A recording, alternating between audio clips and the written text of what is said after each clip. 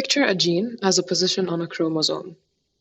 An allele is the particular form of information in that position on the individual chromosome. For example, the gene of coat color in mice may have the black, capital B, or the brown, lowercase b, allele in place.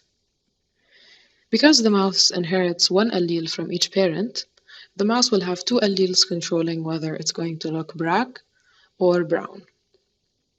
The alleles present in an individual, known as the genotype, work at the level of the DNA molecules, and they control the proteins that are made. And the proteins that are made eventually bring out the phenotype, which is the physical appearance of the genotype. Here are the black and the brown mice. You can tell their phenotype by looking at them. You can see the black mice and the brown mice. However, you cannot tell their genotype because the black mice might be homozygous for black, have capital B, or they might be heterozygous, capital B, lowercase b. So they have both alleles for black and brown. The brown ones are homozygous for B, lowercase b. They're homozygous for brown.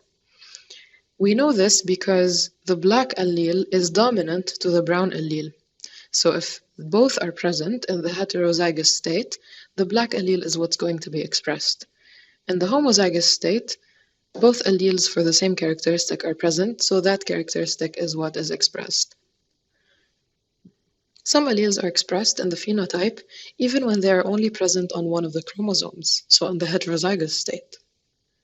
The phenotype coded by these alleles is dominant, so the alleles for black coats in mice and dangly earlobes in people are always expressed if they are present, whether in the homozygous or the heterozygous state. Use capital letters to represent the alleles for dominant phenotypes. Some alleles only control the development of a characteristic if they are present on both chromosomes, so in the homozygous state. In other words, when no dominant allele is present. These phenotypes are what we call recessive, such as the brown coats in mice, and attached earlobes in people. Use a lowercase letter to represent recessive alleles.